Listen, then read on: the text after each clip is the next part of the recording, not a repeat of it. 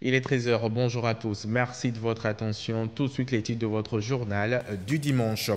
Le Togo, classé troisième au rang des pays africains grâce à la réalisation d'ambitieux projets dans la mise en œuvre de la zone de libre-échange continentale africaine ZLECAf. Des efforts salués par le PNUD lors d'une rencontre récente avec des femmes entrepreneurs. On en parle en tout début de ce journal. À suivre également la remise de matériel au groupement agricole de femmes rurales et de jeunes de la région des Savanes. Elle a été effectuée par l'ANPC avec l'appui financier du PNUD dans le cadre du projet renforcement de la résilience des communautés de la région des Savanes face au risque de catastrophe. Et puis nous irons dans la préfecture de Lavé où hier a été célébré le festival du tam-tam parlant, connu sous le nom d'Atopani. Cette 22e édition a vu la participation de plusieurs personnalités et a permis de sensibiliser une fois encore les jeunes filles à préserver leur virginité. Voilà pour l'essentiel.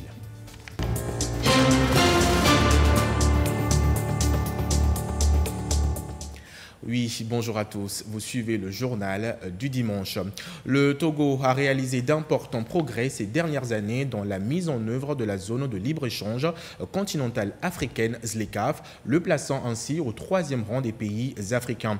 En collaboration avec ses partenaires, le pays a lancé plusieurs initiatives pour permettre aux petites et moyennes entreprises ainsi qu'aux jeunes et femmes entrepreneurs de divers secteurs économiques d'optimiser les avantages de la ZLECAf. Ces efforts du Togo ont été salué par le PNUD lors d'une rencontre récente avec les femmes entrepreneurs. Carmen Madjakapo.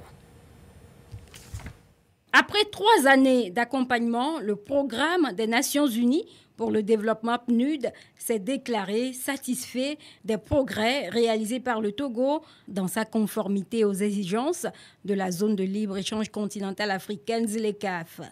L'institution onusienne a salué les avancées notables du pays, le plaçant au 3e rang sur le continent, derrière le Kenya et le Rwanda, en termes de préparation et d'engagement dans la mise en œuvre de la ZLECAf. Malgré cette performance encourageante, l'un des défis majeurs que doit relever le Togo est la compétitivité des entreprises. Le PNUD a donc identifié ce domaine comme un nouveau cheval de bataille et s'est engagé à poursuivre son soutien aux côtés du chef de l'État, Faure Essozimna Gnassingbé, pour renforcer la capacité des entreprises togolaises à s'adapter aux exigences du marché continental. Des concertations ont été lancées le 21 août dernier à Lomé, ciblant particulièrement les entreprises togolaises dirigées par des femmes. Ces échanges visent à mieux faire comprendre aux entrepreneurs les mécanismes et les règles de production et de commercialisation dans le contexte de la ZLECAf. L'idée est de leur permettre de saisir les opportunités offertes par la zone de libre-échange continentale africaine ZLECAf. Le PNUD espère également accompagner le Togo dans d'autres domaines cruciaux tels que la connectivité, la logistique et la réduction des barrières non tarifaires. Ces aspects sont essentiels pour que le pays puisse pleinement bénéficier de la ZLECAf, un jalon déterminant pour l'intégration économique du continent africain. Les experts estiment que la mise en œuvre de la ZLECAf pourrait permettre d'accroître de 3,8% le commerce intra-africain d'ici à 2045.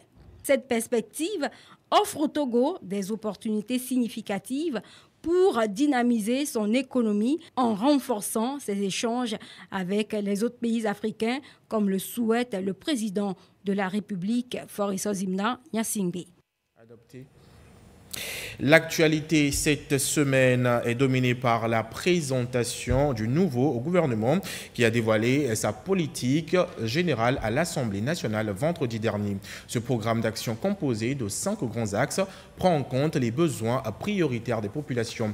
Dans sa déclaration, Madame le Premier ministre, chef du gouvernement, Victoire Toméga-Dogbe, a énoncé plusieurs promesses et engagements de son équipe dans divers domaines politiques généraux adoptés par la majorité des députés. Le résumé des travaux avec Marie-Ange Bida. Les députés de la première législature de la 5e République ont écourté leurs vacances parlementaires. convoquée pour cette deuxième session extraordinaire de cette année 2024. Une session à laquelle prennent part les membres du nouveau gouvernement conduit par la chef du gouvernement, Victoire Toméga-Dogbe, venue présenter à l'Assemblée nationale la déclaration de la politique générale du gouvernement.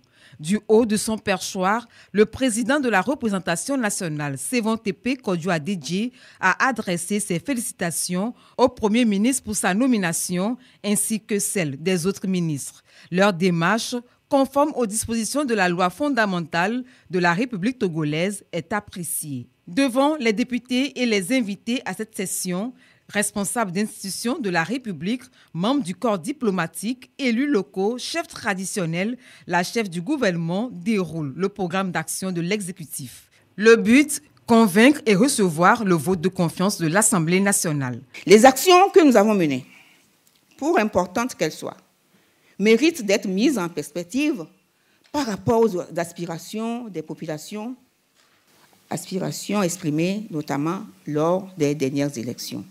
Et pour l'achèvement de la feuille de route gouvernementale 2025, nous poursuivrons les chantiers que nous avons entamés avec un accent plus renforcé sur le développement humain, la protection sociale et l'insertion professionnelle. Le gouvernement continuera de déployer le programme d'urgence et de renforcement de la résilience de la sécurité des communautés, le PURS. Une attention particulière sera toujours accordée aux questions sécuritaires et de défense. La digitalisation de la vie socio-économique continuera d'être un levier accélérateur de nos actions. Le projet d'identification biométrique des personnes physiques et la mise en place du registre social des personnes et des ménages seront poursuivis parce qu'il nous faut vraiment un meilleur ciblage des populations pour une bonne prise en charge. Le programme de construction, réhabilitation des formations sanitaires et de renforcement du plateau technique sera poursuivi. Il sera couplé avec l'extension progressive de l'assurance maladie universelle. Le gouvernement s'attellera dans ce sens à construire et à équiper environ 80 nouvelles formations sanitaires qui vont s'ajouter aux 200 déjà terminées et à achever la construction des hôpitaux mères et enfants. D'ici la fin de cette année, nous allons réceptionner les 5 hôpitaux mères et enfants. L'école et l'apprentissage restent notre priorité pour l'avenir de notre jeunesse avec des progrès à consolider. Nous allons nous attacher à la poursuite des chantiers en cours, notamment la construction des salles de classe additionnelles, des infrastructures universitaires, ainsi que 2 IFAD supplémentaires sur les métiers de l'élevage et de l'aquaculture, respectivement à Vétornou et à Gomegloso. Les recrutements et la formation des enseignants et des professionnels de santé se poursuivront dans les 2 secteurs, éducation et santé, avec une attention particulière sur l'amélioration constante de la qualité des services. La déclaration de politique générale du gouvernement validée, les députés comptent s'assurer qu'il soit exécuté comme il se doit pour le bien des populations. Je tiens à rendre un hommage mérité à son Excellence M. Faure Essozi Nanya Singbe, président de la République, garant de la continuité de l'État et du bon fonctionnement des institutions de la République, qui veille avec savante sagesse à l'enracinement de notre démocratie dans le strict respect de nos valeurs, règles et coutumes républicaines. Je ne doute pas un seul instant que vous serez à la hauteur des aspirations profondes de nos populations qui, vous en êtes conscientes, attendent avec impatience des réponses rapides à leurs préoccupations. Je voudrais vous assurer que la représentation nationale, tout en restant dans une posture lui permettant de jouer sans complaisance son rôle régalien de contrôle de l'action du gouvernement, vous accompagnera dans la mise en œuvre de votre politique générale du gouvernement dans un esprit patriotique. Cependant, ne vous méprenez pas. Conformément à leur mission, les élus du peuple seront bien regardants sur toutes les actions et tous les projets de votre gouvernement dont dépendent le bien-être individuel et collectif de nos concitoyens, la stabilité politique et le développement économique et social de notre pays. Au cours de cette session extraordinaire, les députés ont également écouté les communications relatives à la déclaration de constitution du groupe des députés UNIR, dénommé Groupe parlementaire Union pour la République, composé de tous les députés du parti UNIR à l'Assemblée nationale. Les 2 députés non inscrits du parti Alliance des démocrates pour le développement intégral ADI ont déclaré appartenir à l'opposition. Et nous poursuivons avec ce communiqué. Le lundi 12 août 2024, aux environs de 21h, M. Steve Abonsou, de nationalité béninoise, a été enlevé à Lomé au quartier Adidogomé et conduit vers une destination inconnue par des individus non identifiés. En effet, alors que le susnommé, établi au Togo depuis plusieurs années, est sorti de l'immeuble où il habitait pour une course, il a été appréhendé non loin de là par 4 individus qui visiblement y étaient en affût. De force, ces individus l'ont embarqué dans un véhicule d'immatriculation béninoise puis ont roulé en direction de la frontière togolaise du côté est. Les autorités policières togolaises ayant été avisées ont aussitôt lancé des recherches qui n'ont pas permis de retrouver les ravisseurs et leurs victimes. Afin de comprendre les circonstances exactes de cet acte, une enquête judiciaire conduite par le service central de recherche et d'investigation criminelle a été ouverte. Des premiers éléments recueillis de cette enquête, il est apparu que l'acte dont il s'agit a été l'œuvre de 4 personnes de nationalité béninoise, aidées par 2 autres personnes, dont l'une de nationalité béninoise et l'autre de nationalité togolaise. Sur les 4 acteurs principaux de nationalité béninoise, 3 ont été identifiés ainsi qu'il suit. Nyadao Jimmy, athlète des arts martiaux, Miss MMA et coach au Hevieso MMA, 6 à La Haye, vivent à Cotonou. Wanilo Médégan, directeur général de l'Agence nationale de la sécurité des systèmes d'information et athlète du MMA. Gbagidi Todedokpo, Juan Géraude alias Jojo, membre du staff et manager de l'artiste béninois Vano Baby. S'agissant des 2 personnes ayant apporté leur concours aux ravisseurs, l'une a été identifiée comme étant Madame Clébo Temitope Priscilla, de nationalité béninoise, esthéticienne établie à Lomé. Celle-ci a été chargée d'œuvrer à l'identification de l'appartement qu'occupait la victime et de l'attirer vers les ravisseurs. Elle a été interpellée dès les premières heures de l'enquête. L'autre, du nom de Téléception, est un étudiant de nationalité togolaise travaillant occasionnellement comme conducteur de mototaxi à Lomé. Ce dernier a assuré en toute connaissance de cause le service de transport de l'un des acteurs de l'enlèvement le dimanche 11 et le lundi 12 août 2024. Arrêté quelques jours après le rapt, la perquisition de son lieu d'habitation a conduit à la découverte d'une paire de menottes qu'il dit appartenir aux ravisseurs. Les investigations ont par ailleurs renseigné que les 4 Béninois étaient entrés en terre togolaise depuis le samedi 10 août 2024 et ont eu le temps de faire les repérages nécessaires à leur opération. Ces faits commis sur le territoire togolais en violation flagrante du droit international et des règles en matière de coopération pénale internationale s'analysent en l'incrimination d'enlèvement ou séquestration au sens des articles 283 et 284 du nouveau code pénal. Ceci a justifié et commandé une enquête judiciaire à l'issue de laquelle Dame Clébo Temitope Priscilla et Monsieur Téléception ont été présentés au parquet de grande instance de Lomé le 23 août 2024. L'enquête préliminaire et l'interrogatoire des 2 suspects au parquet ont mis en évidence des éléments à charge quant à leur concours à la commission des faits susvisés.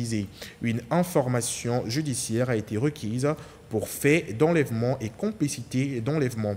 Les 2 suspects ont été aussitôt inculpés de complicité de cette infraction par un juge d'instruction, puis mis sous mandat de dépôt.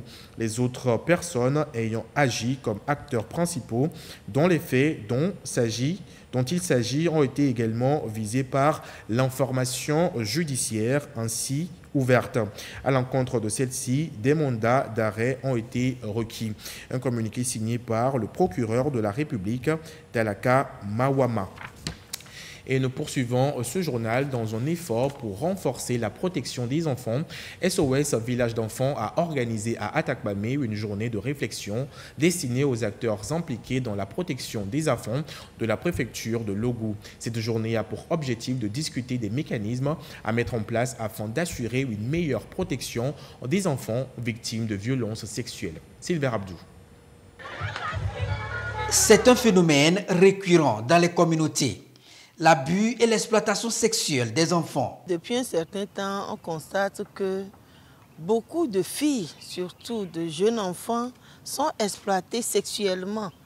Il y a des violences, des incestes également, incestes, des violences qui sont sexuelles perpétrées par un proche parent sur son enfant mineur.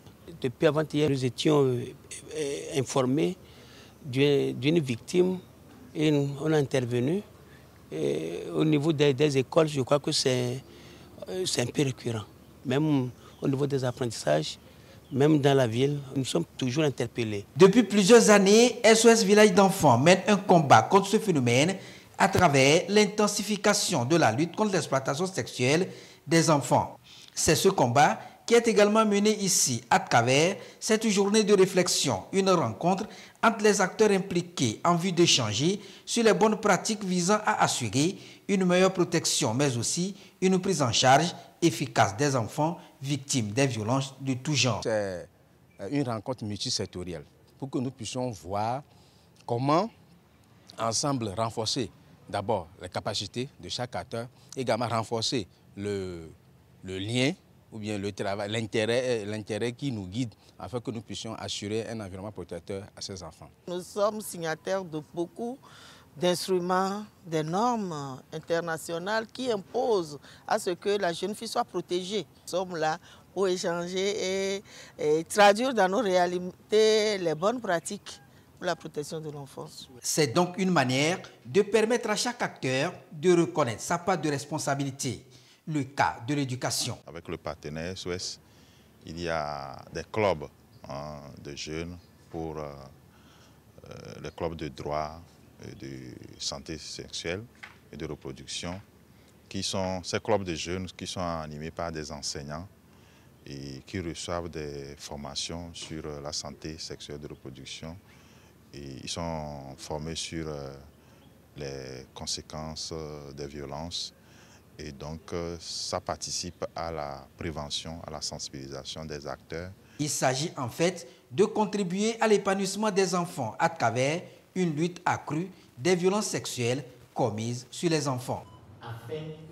Des groupements et coopératives dans la région des Savanes au Togo viennent de bénéficier de matériel et des équipements agricoles dans le cadre de la mise en œuvre du projet renforcement de la résilience des communautés de la région des Savanes face au risque de catastrophe. La remise de matériel et des équipements a été effectuée par l'ANPC avec l'appui financier du PNUD au cours d'une cérémonie organisée vendredi dernier. Yatarate. Et le temps est ainsi donné pour l'utilisation de ces tricycles et bien d'autres matériels à cette coopérative de femmes rurales et de jeunes dans les organisations de producteurs forestiers et agricoles OPFA. Les bénéficiaires viennent des préfectures de Sinkansé, Pendjal, Pendjal-Ouest et Tandjouaré. Un soutien du gouvernement togolais à travers le projet renforcement de la résilience des communautés de la région des Savanes face au risque de catastrophe, projet piloté par l'ANPC, Agence nationale de la protection civile. Ces coopératives de femmes ont été identifiées comme bénéficiaires dans les zones vulnérables, très exposées au risque de catastrophes. Le but de cette activité est de renforcer les capacités des coopératives de femmes en équipement pour booster leur activité génératrice de revenus. Un expert en équipement aussi qui va les entretenir sur l'utilisation de ces équipements-là. Et ces experts sont aussi chargés de faire le suivi de l'utilisation de ces équipements. Des égreneuses multifonctionnelles, des moulins à condiments motorisés, des moulins pour la transformation des résidus en biofertilisants, des tricycles, entre autres, un coup de pouce du gouvernement togolais pour femmes et jeunes en vue de contribuer à l'accroissement de la productivité à travers l'amélioration du climat social et la cohésion entre les membres des coopératives bénéficiaires du projet. Nous allons vous affirmer que vraiment ces cadeaux changent beaucoup de choses dans notre vie. Réduire la pauvreté, ça va nous aider à être autonomisés. Nous remercions le président de la République Faure Eswazini Gnassingbé parce que tout ce qu'il nous a donné, ça lui tient à cœur pour que sa population, pour que les femmes, pour que les jeunes luttent pour s'en sortir. Les bénéficiaires ont été également formés sur les bonnes pratiques agricoles et de commercialisation des produits, la gestion entrepreneuriale des coopératives agricoles, le leadership, la prévention et gestion des conflits au sein des coopératives et la gestion durable des équipements agricoles collectifs. La société Ramtech, en collaboration avec l'Ordre national des architectes du Togo, ONAT, a organisé une formation destinée aux professionnels du secteur de la construction sur la technique de construction en pisé, une méthode qui réinvente les standards de l'architecture, alliant innovation et tradition. Cette formation de 5 jours a permis aux participants de renforcer leurs compétences sur les nouvelles techniques associées à cette méthode de construction. Sandra Agboche va Clarissa Tikli. L'Ordre national des architectes du Togo, ONAT, veut révolutionner le secteur de la construction au Togo en l'orientant vers de nouvelles techniques. Durant 5 jours et avec l'appui de Ramtech, il a offert l'opportunité aux architectes et ingénieurs de découvrir la construction pissée, une technique de construction ancestrale adaptée au climat tropical du Togo. Pour nous, c'est surtout une opportunité de valoriser les matériaux locaux et c'est également une occasion pour l'Ordre justement d'apporter une contribution au programme de construction de logements du gouvernement qui peuvent également justement être une réponse économique à la production de logements. Ramtech a ainsi partagé son expertise avec les architectes et ingénieurs togolais dans cette technologie ancienne remise au goût du jour. Le pisé est une technique de réalisation d'ouvrages avec de la terre. La terre peut être localement disponible, ce qui en fait un matériau durable. Les compétences pour réaliser le pisé sont très simples et donc on peut, à base d'un ouvrier tout simple, réussir à monter une compagnie efficace et à transformer la vie positivement des ouvriers.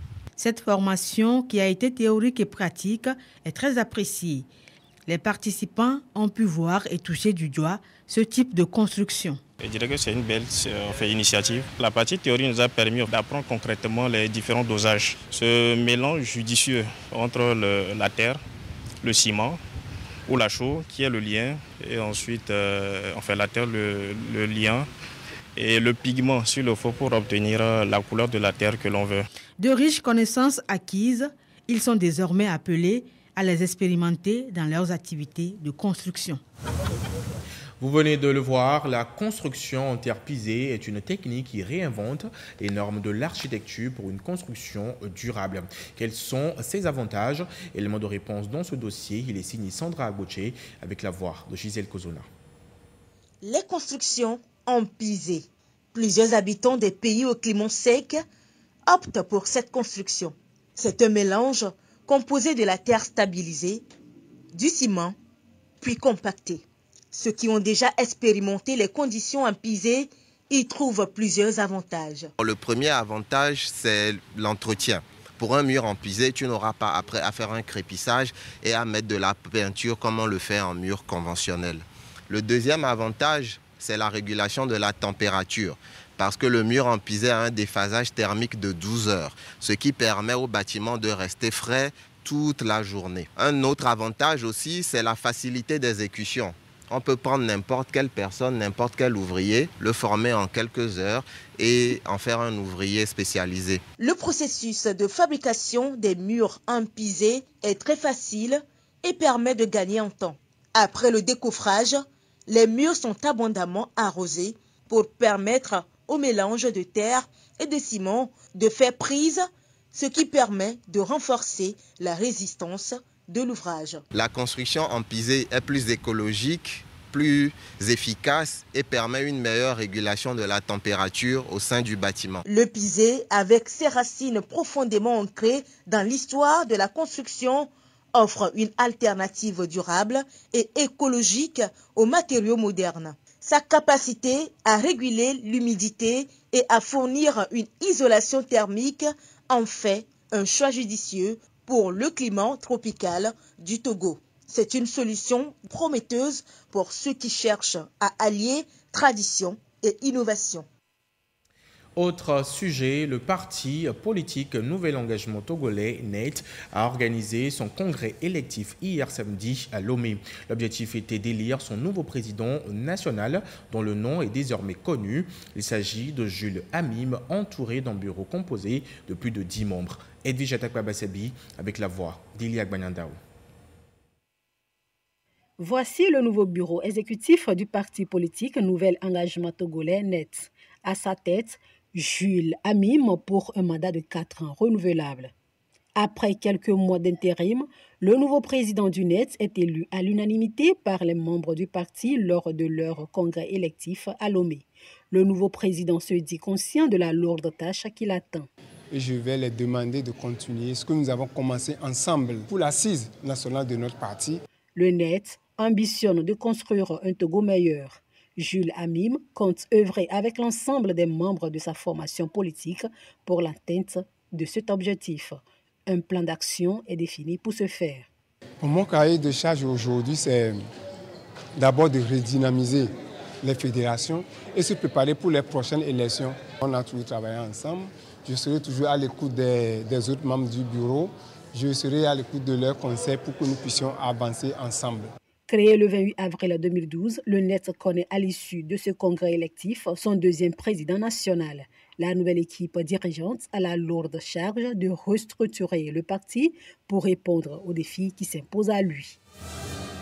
On va à présent parler santé. L'ONG Foi en la force du Togo, de FDT, en partenariat avec le Centre régional de transfusion sanguine, CRTS, est à sa deuxième édition pour le don de sang. Pour cela, une campagne de collecte de sang a été organisée en vue de soutenir les forces de défense et de sécurité et par la même occasion éduquer la population sur l'importance de cet acte solidaire. Victoire Kaliwa voit Eliak Banyandao. Une campagne de collecte de sang pour soutenir les forces de défense et de sécurité FDS blessées lors de leurs différentes missions. Depuis 2 ans, l'ONG Foi en la force du Togo de FDT travaille en étroite collaboration avec le Centre de transfusion sanguine pour renforcer le système sanitaire au Togo à travers des campagnes de collecte de sang. C'est d'abord de sécuriser le sang au niveau des institutions d'hygiène. Et en second lieu, venir en soutien à nos forces de l'ordre et de sécurité qui se battent pour nous nuit et jour. L'ONG prévoit d'élargir sa campagne à d'autres régions du Togo afin de dissiper complètement les mythes et les craintes liées aux dons de sang. La prochaine étape, c'est à Tapamé. Après, nous serons dans la région centrale. Ensuite, à Kara. Après, dans la région des Savanes. Certains donneurs voient déjà cet acte comme un devoir civique, mais aussi comme une expression de solidarité humaine. Donner son sang, c'est un acte solidaire que nous sommes tous appelés à poser. J'ai choisi de faire partie de cette initiative pour sauver des vies. Je me sens très à l'aise quand j'ai fini de donner le sang. Je le fais depuis 2015. À travers cette initiative, l'ONG contribue non seulement à sauver des vies, mais aussi à bâtir une communauté plus consciente et solidaire. Et pour mieux comprendre les objectifs de cette deuxième édition, je suis sur ce plateau avec M. Marco Komossi. Il est le président national de l'association Foi en la force du Togo de FDT. Bienvenue sur ce plateau, M. Komossi. Bonjour. Alors, on va commencer avec la première question. Parlez-nous un peu de votre structure, la 2FDT. Merci de me donner la parole. Je vous en prie. Et notre structure, la 2FDT, qui veut dire Foi en la force du Togo, oui, est une association qui a pour but de contribuer au développement et à la promotion des valeurs civiques et citoyennes au sein de la population par l'éducation. D'accord. Alors, on vient de le voir, votre structure a organisé en collaboration avec le Centre national de transfusion sanguine une opération de collecte de sang. Alors, expliquez-nous ce qui vous a motivé à organiser cette activité. Ce qui nous a motivé à organiser cette activité, et comme je l'ai dit, notre objectif, c'est la cohésion sociale, c'est le vivre ensemble. Et puisque le Togo est notre unique et seule richesse, nous nous sommes dit pourquoi ne pas venir au secours de ceux qui se battent pour nous au front dans le nord du Togo. Alors c'est dans ce sens que l'année dernière, nous avons initié cette activité pour, n'est-ce pas, collecter du sang et en faveur de nos forces de l'ordre et de sécurité qui se battent pour nous nuit et jour. Alors vous venez de le dire, votre cible principale, ce sont les forces de sécurité et de sécurité de changement, de défense et de sécurité. Dites-nous pourquoi ce choix? Oui, pourquoi ce choix? Pourquoi pas? Parce que vous êtes sans savoir que depuis un certain temps, la sous-région est sous des tensions avec des attaques terroristes nuit et jour. Et nos compatriotes, nos voyants militaires sont là tout le temps dans le nord du Togo en train de se battre pour nous pendant que nous dormons paisiblement. C'est eux qui nous protègent. Alors c'est une manière pour nous de les témoigner notre gratitude, notre reconnaissance face à ce sacrifice qu'ils font pour nous dans le nord du Togo. Parce qu'il faut savoir que ce sont des gens, ces compatriotes laissent leur famille biologique, laissent leurs enfants et vont au front pour notre protection. Donc c'est une manière pour nous de leur tirer un chapeau et de reconnaître ce qu'ils font pour nous. D'accord. Alors cette activité que vous organisez, c'est pour sauver des vies. Alors parlez-nous un peu de comment une personne intéressée peut-elle contribuer à cette noble cause. C'est très simple. C'est très simple. Déjà, dans la mobilisation, dès que vous avez l'information, vous passez l'information aux autres qui n'ont pas la chance de nous écouter. C'est déjà grand. Maintenant, la seconde étape, c'est de participer vraiment à donner ce sang. Parce que, sincèrement, ces derniers temps, il y a un manque criard de sang dans nos hôpitaux. Et franchement, quand les gens sont au front et sont blessés, venir aussi pour les soigner, dire qu'il y a un manque de sang, c'est inconcevable pour nous. Donc, maintenant, pour participer à l'activité, hier, nous l'avons lancé hier, dans la région maritime. À Lomé, nous étions à notre siège à l'espace virginien, juste en face de la cour d'appel. C'est déjà passé, c'était un waouh. Je profite de l'occasion pour vraiment remercier toute la population du Grand Lomé pour cette sortie massive. Vraiment, j'étais très ému, puisque bon, les gens étaient sceptiques, mais vraiment, ils nous ont prouvé que le Togolais a quelque chose dans son cœur. Maintenant, nous continuons l'activité sur l'étendue du territoire. Le samedi prochain, nous serons dans les plateaux. Des gens qui nous attendent aussi impatiemment. Donc, tenez-vous prêts, nous serons là le samedi et c'est à le PL privé Paradis. Et la semaine, le samedi qui suit, nous sommes dans la région centrale, chez le chef canton de Tchaoudjo. Tout un programme. Tout un programme. Donc, le samedi suivant, qui est le 14 septembre, nous serons à Kara. Et là, au CEG Tomdé. Donc, tous ces programmes, ça démarre à partir de 8 h tous les samedis, comme je l'ai cité. Maintenant, dans la région Savane, c'est là-bas que nous allons clôturer le 21 septembre. Et là-bas, c'est à la préfecture de Thône. D'accord.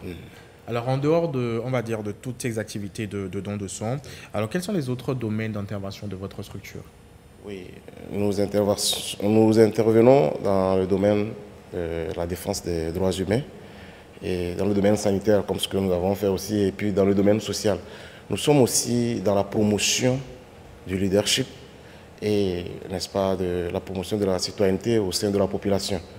Et puis aussi, nous mettons en avant la République et les valeurs de nos institutions, c'est-à-dire les valeurs des institutions de la République. Et aussi, nous renforçons, n'est-ce pas, la capacité de la jeunesse et de la gente féminine pour participer aux activités de la cité. Ouais, c'est dans ce sens même que quand nos autorités ont lancé les samedis propres, nous sommes toujours présents, nous sensibilisons la population, nous avons toujours participé à ces activités-là. Alors, M. Komossi, un appel à lancer à ceux qui hésitent encore à donner de leur sang? Oui. Actuellement, je sais que, vu ce que nous avons vu hier, je sais que les gens n'hésitent plus. Mais quand même, je voudrais lancer un appel à peut-être ceux qui peut-être hésitent encore de le faire. Franchement, puisque hier, les gens étaient vraiment là, à l'heure même. Donc, je tire le chapeau à toute la population togolaise pour cet amour envers notre patrie, le Togo. Et ceux qui hésitent encore, n'hésitez pas, parce que donner son sang, c'est sauver une vie. Et vraiment, sortons massivement pour soutenir cette noble cause. On va finir avec votre mot de conclusion. Oui, mon mot de conclusion, je ne peux pas finir sans saluer les institutions qui nous accompagnent, surtout le ministère de la Communication qui vraiment a pris à bras le corps le projet, le ministère aussi de la Sécurité. Et bon, la NONATO aussi, bon, il y en a plein de structures que je ne peux même pas citer ici. Nous vous remercions parce que nous savons compter sur vous et il y en a encore d'autres projets qui vont suivre dans ce même sens. Merci beaucoup. Alors, donner son sang permet de sauver une vie. Merci beaucoup, monsieur Komossi, d'être passé sur ce plateau. Je rappelle que vous êtes le président de l'association Foi en la force du Togo de FDT. Merci beaucoup d'être passé. Merci. Et nous poursuivons ce journal Jeunes Togolais, le changement commence par toi. C'est le thème qui a réuni une fois de plus la jeunesse togolaise pour la 16e édition du camp international Youth Fellowship à Lomé. Cet événement offre un cadre destiné à préparer les jeunes à devenir des acteurs du changement. À Rufano Tchogon, voit Marie-Thérèse Nabédé.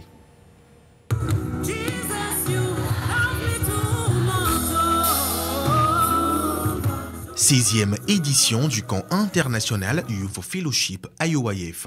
Cette rencontre des jeunes se positionne comme un rendez-vous de spiritualité, d'orientation sur le vivre ensemble et la promotion de talents à travers différentes danses. Les Right Hour Stars. Safari Dance.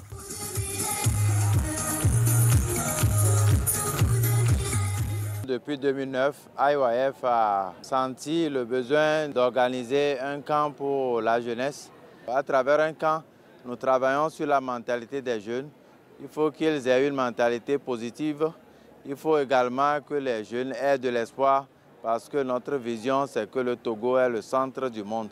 L'édition 2024 du camp IOIF de la jeunesse placée sur le thème « Jeunes Togolais, le changement commence par toi » invite les Togolais à prendre conscience qu'ils sont les acteurs du changement.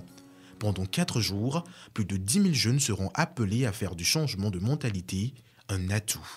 Tout au long de sa prédication, l'orateur révérend Cook Park exhorte les participants à sortir de leur zone de confort et à braver leur peur. Pour nous, la jeunesse est vraiment le fer de lance de développement d'un pays. Donc le Togo a plus de 70% de jeunes. Si nous devons nous développer, c'est sur eux que nous devons mettre l'accent. À part les grandes conférences de changement de mentalité, nous avons également un temps où nous invitons des personnalités qui ont réussi dans la vie, qui viennent partager leur expérience avec les jeunes. L'initiative de l'ONG IOIF est saluée par le gouvernement togolais à travers le ministère du Développement à la base, de l'inclusion financière, de la jeunesse et de l'emploi des jeunes. Après 11 mois d'études des Saintes Écritures, 15 détenus de la prison civile de Lomé ont reçu leurs attestations de fin de formation. L'initiative vient du ministère évangélique Christ au secours afin de permettre aux étudiants d'avoir la crainte de Dieu et de vivre selon les prescriptions de la Sainte Bible. Marie-Reine Abeta, Yasmine Kodia. 15 détenus de la prison civile de Lomé reçoivent leur certificat de fin d'études bibliques. Cette cérémonie de remise fait suite à 11 mois d'apprentissage. Des notions indispensables leur permettront de faire face à la vie en prison et celle d'après. The ministry has changed my life in so many ways, and I'm grateful to God for that. At least ever, I did not come to prison in vain. I came to prison, and when I leave, I'm leaving with something tangible and valuable. All glory to God. Amen. On a eu à parler du coût du disciple et quel coût on doit payer pour devenir disciple, des éléments qui nous permettent en tant que chrétiens de construire le royaume, à savoir la compassion, la coopération, le courage et la confiance. Cette initiative de l'école Discipola du ministère évangélique Christ au secours, MEX, veut amener les détenus à être témoins de la parole de Dieu et à garder espoir pour un avenir meilleur. C'est une école qui est installée à l'enceinte de la prison civile de Lomé. Cette école, c'est pour aider les détenus à sortir la prison d'eux-mêmes. Autrement dit, gagner leur liberté psychologique et spirituelle avant leur sortie officielle de la prison. Nous les aidons à formater leur mentalité et acquérir la bonne information, et cette information qui les aideront, qu'une fois sortis de la prison, mener une vie meilleure pour la gloire de Dieu. Le régisseur de la prison civile de Lomé a exhorté ses prisonniers récipiendaires à plus de sérieux tout en mettant en application tout ce qu'ils ont acquis. Le cours qu'ils ont suivi a été vraiment très intense. Je leur demanderai de respecter vraiment scrupuleusement tout ce qu'ils ont appris. Et s'ils respectaient cela, cela aura des impacts majeurs sur les autres détenus qui sont à la prison civile, qui vont vouloir également se prêter à cette étude pour qu'ils puissent vraiment se réinsérer positivement dans la société. Le ministère évangélique Christ au secours a saisi cette opportunité pour offrir une motopompe à la prison civile de Lomé. Depuis sa création en février 1999, ce ministère œuvre pour le bien-être des détenus des prisons du Togo à travers son enseignement biblique.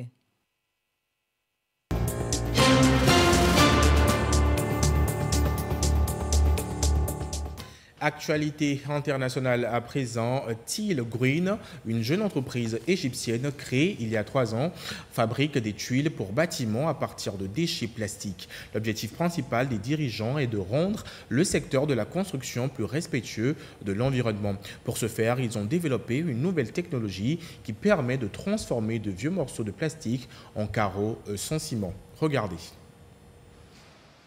En Égypte, une entreprise fabrique des tuiles pour le bâtiment à partir des déchets plastiques. L'objectif est de rendre le secteur de la construction plus respectueux de l'environnement. Il s'agit de Teal Green, créé il y a 3 ans. Les fondateurs ont mis au point une nouvelle technologie permettant de transformer de vieux morceaux de plastique en carreaux sans ciment.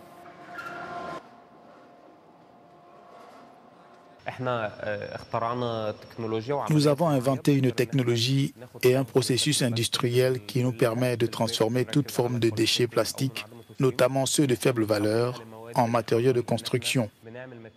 Nous fabriquons un matériau appelé composite d'agrégats polymères, dans lequel nous mélangeons des déchets plastiques avec des agrégats naturels, comme le sable et le gravier, afin de produire un substitut au béton. Nous pouvons utiliser ce composite pour fabriquer de nouveaux produits.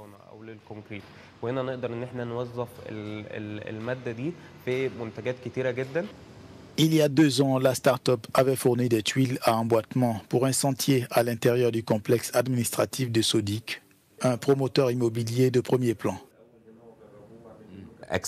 L'expertise de Teal Green et sa passion pour la production de matériaux de construction est très intéressante d'un point de vue technique, qualitatif et esthétique. Cela nous donne l'occasion de collaborer avec une telle start-up, non seulement parce qu'il s'agit de matériaux de construction de haute qualité, mais aussi parce qu'il est esthétiquement plaisant. Teal Green est l'une des nombreuses start-up qui ont émergé en Égypte ces dernières années, offrant des solutions pour la durabilité et la transformation verte dans divers secteurs. Nous devons offrir aux start-up des incitations afin qu'ils puissent continuer à exister sur le marché égyptien et à se développer. Parallèlement, nous devons également sensibiliser les promoteurs et les utilisateurs à l'existence de ces options sur le marché. Tout concepteur qui souhaite construire un bâtiment écologique doit d'abord savoir quels sont les matériaux écologiques disponibles. Dans une petite usine à quelques encablures à l'est de Caire, Teal Green produit environ 5000 tuiles par mois, dans un pays où les industries de la construction et de la fabrication sont responsables de 23% des émissions de CO2, selon les chiffres du gouvernement égyptien.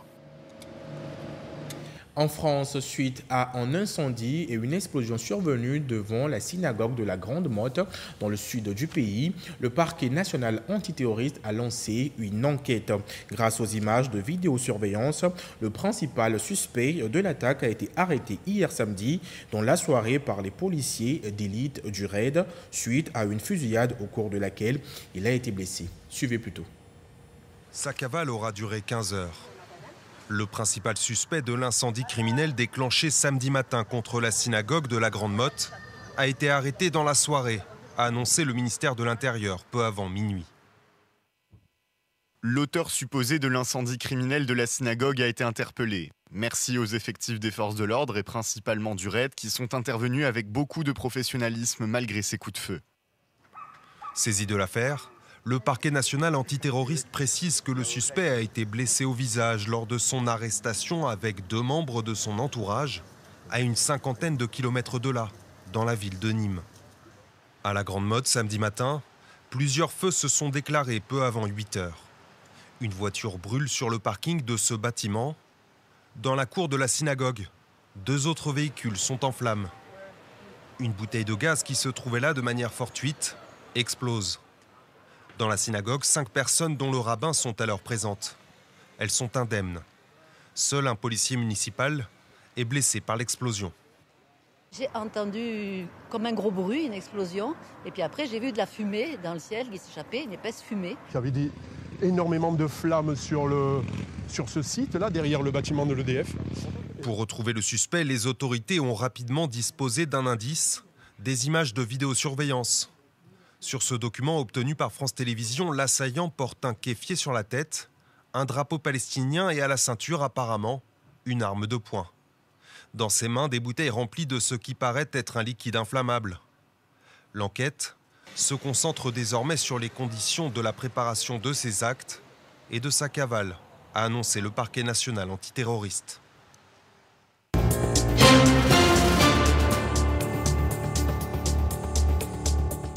Des startups émergent en entrepreneuriat au Togo, surtout dans la transformation des produits agricoles. C'est l'exemple de Clémence, une jeune entrepreneur spécialisée dans la transformation du souché en plusieurs aliments très appréciés par ses clients. Allant à la découverte des produits à base du souché fabriqués par Clémence, c'est un dossier de Edwige Atakwabasabi avec la voix de Gisèle Kozona. Clémence a mis en place cette unité de transformation il y a 7 ans. Ici, la jeune entrepreneur transforme le souché en farine, liqueur, crème et bien d'autres produits qu'elle met essentiellement sur les marchés nationaux. J'ai commencé à entreprendre dans la transformation du souché parce que d'abord le souché, moi-même j'aime le souché, mais j'ai remarqué d'abord qu'en mangeant le souché cru comme ça, des fois ça te donne la toux et tout. Et aussi, ma maman prenait le souché pour faire des liqueurs pour nous à la maison. Donc c'est grâce à elle que j'ai compris que je peux vraiment transformer le souché en fait des liqueurs et puis faire de la farine. Et aussi, je voulais répondre d'abord à la perte post-récolte du souché qui n'est pas rentable pour les agriculteurs. D'abord, on n'a pas une grande personne qui consomme le souché parce qu'ils ne savent pas d'abord les vertus du souché, ce qui fait que les agriculteurs, ça ne leur permet pas de continuer dans cette agriculture-là et ça réduit la consommation, ça réduit la production du souché. Selon les spécialistes, le souché est très riche en sels minéraux tels que le phosphore, le magnésium, le calcium et le fer. Facile à digérer, ses bienfaits pour la santé sont multiples. Il faut faire comprendre aux consommateurs que c'est très bien de consommer le souché parce que c'est riche en sels minéraux, en protéines et également très riche en fibres. Au début, j'ai commencé avec 2 personnels. Aujourd'hui, je suis à 6 personnes et ma vision, c'est de mettre une structure de transformation du souché d'autres farines comme la farine de sorgho, la farine de mil. Pour la liqueur de souché avec une autre liqueur qui est la liqueur Vince. Elle est faite à base de clous de girofle et puis du gingembre. C'est un antibiotique. Donc on a des clients au Burkina, au Bénin, en Côte d'Ivoire qui consomment pratiquement tous nos produits. Le chiffre d'affaires, ça évolue toujours. Mais on n'est pas encore arrivé à ce terme-là pour dire qu'on est déjà satisfait pour avoir notre chiffre d'affaires parce que la lutte toujours continue. Le souché peut être aussi consommé cru, grillé ou séché. Chaque jour, le service de livraison Clémence enregistre des dizaines de commandes. C'est nous qui assumons toutes les livraisons de Clémence Group, 24 heures sur 24. Tout à l'heure, j'ai pris 2 colis. Il y a un qui va à Edjanawe, l'autre qui va à Ecobank. La consommation locale, première des choses, est que ça permet le développement économique du pays. Donc je pense qu'avec ça, c'est déjà bon pour consommer local. Le souché étant saisonnier, la jeune entrepreneur en transforme beaucoup afin de rendre ses produits disponibles tout au long de l'année. À travers ses produits bio, elle contribue à sa manière à une alimentation saine des populations.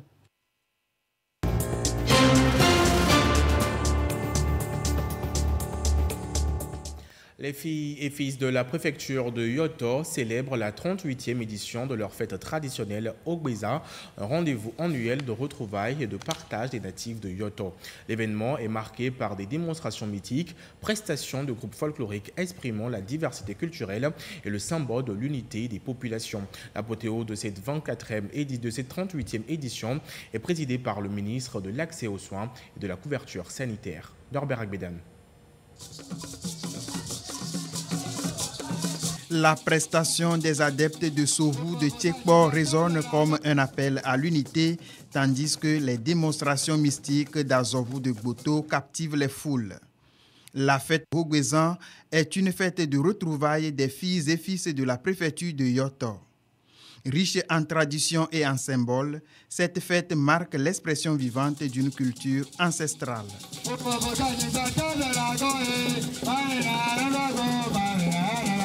Au cœur des festivités, danses traditionnelles, prestations des groupes folkloriques et musicaux venant des 12 cantons de la préfecture de Yoto ajoutent une touche d'allégresse à ce rendez-vous culturel.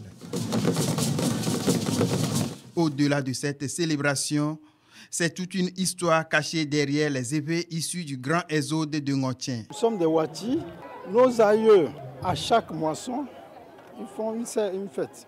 Donc c'est ça qui se perpétue. Nous commémorons cette date pour rappeler le départ de nos aïeux de Ngotien et profiter pour cultiver la solidarité et l'union entre les filles et fils de Yoto. Chefs traditionnels, autorités administratives et religieuses, vaillantes populations des 12 cantons de Yoto et leur diaspora sont mobilisés autour de cet idéal qui regroupe chaque année toute la communauté de Yoto. Le ministre de l'accès universel aux soins et de la couverture sanitaire, représentant le chef de l'État, Fort et Sozimnanya Singbe, a dans son mot de circonstance réaffirmé aux populations de Yoto la volonté politique du président de la République à faire de la tradition un riche patrimoine du Togo.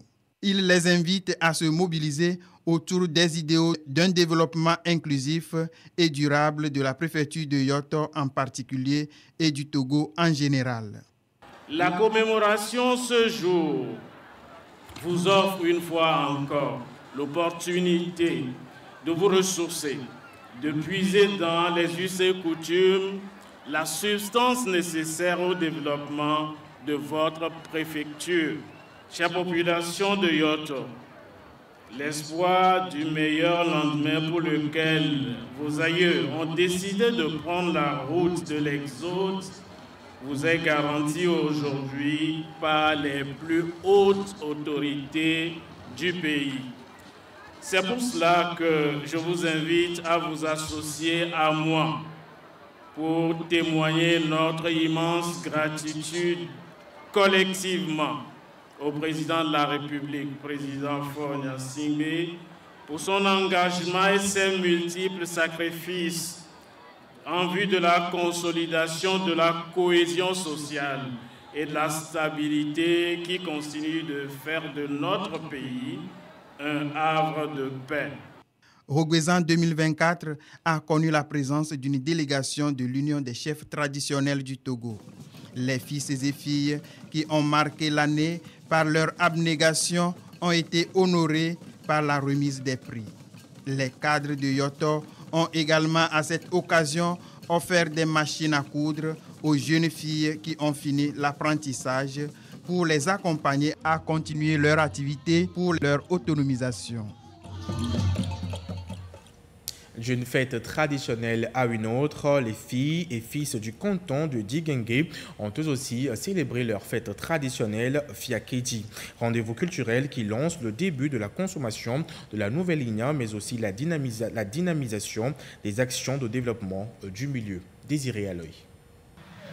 Se retrouver et échanger, c'est par cette manière que filles et fils de Yarakabié pensent ensemble redéfinir leur plan d'action de développement du village situé à la sortie sud de la commune Tchaoudjo 2. Ils sont en journée de réflexion pour faire le bilan de mise en œuvre de différents projets et formuler des doléances afin d'apporter des actions correctrices. Nous avons beaucoup discuté aux problèmes du village, notamment ceux du foncier, ceux de l'urbanisme, ceux de l'autonomisation de la femme, ceux de la cohésion sociale et des filières pour trouver un emploi. Aujourd'hui, si on parle de cohésion, venez à Yarakabié. Fonder les bases solides de développement. Il n'y a pas de développement quand il n'y a pas d'entente. Il faut préalablement une entente, éviter certains problèmes de base, un amorcement de développement. Rendez-vous pour se connaître davantage, se familiariser et mettre en commun les projets de développement. Je pense que si chaque année, tous les filles et fils du village se retrouvent pour se concerter, on aura des bases solides pour le développement de ce village. Les cadres de Yarakabié ont pensé aux élèves pour contribuer à assurer la relève de demain. Les meilleurs aux différents examens et classes de passage ont été primés pour susciter l'émulation et encourager les autres. Les apprenants en situation difficile sont repartis avec des kits pour les soutenir. Une journée de réflexion marquée aussi par un reboisement, une mise en terre de plants pour renforcer le couvert végétal dans le village de Yarakabié. Le festival du tam-tam parlant Festapa s'est tenu hier samedi dans la préfecture de Lavé, dans le village d'Aniron. Cette célébration du tam-tam parlant, connue sous le nom d'Atopani, représente l'expression des coutumes et traditions ancestrales. Cette 22e édition a été animée par des démonstrations de danse de groupes folkloriques au rythme du tam-tam, mettant en valeur l'identité culturelle de cette communauté. Maoko Ayanor voit Gérard Lagoudou. Atopani résonne, et résonne comme l'incontournable messager interprétant ses paroles incantatoires.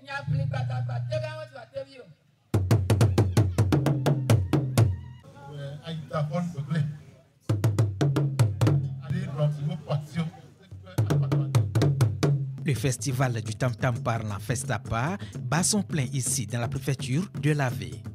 Un véritable spectacle où les groupes folkloriques se succèdent pour émerveiller l'assistance.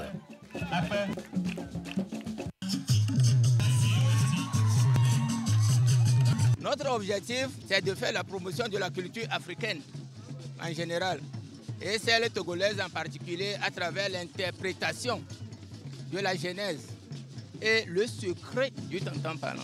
Des démonstrations comme l'allégorie du ballet. L'initiation que reçoivent les chefs traditionnels pour leur intronisation et bien d'autres pas de danse, traduisant un retour aux racines ancestrales. Rares sont les milieux où on trouve encore le tam-tam parlant. Et si aujourd'hui dans la préfecture de Lavé, nous avons une organisation qui pense à redorer le blason à un aspect de nos cultures, notamment le tam-tam parlant, c'est quelque chose qui est à louer, qui est à soutenir. Le directeur régional des arts et culture région maritime, Aleki Marès, représentant la ministre de la communication, des médias et de la culture, porte-parole du gouvernement, a exhorté la population à contribuer activement à la pérennisation de cette initiative. Le festival du tam-tam parlant est à sa 22e édition et a pour but de promouvoir et de consolider l'identité culturelle de cette communauté. Et c'est ainsi que se referme ce journal du dimanche. Merci à vous de nous avoir suivis. Bon après-midi à toutes et à tous.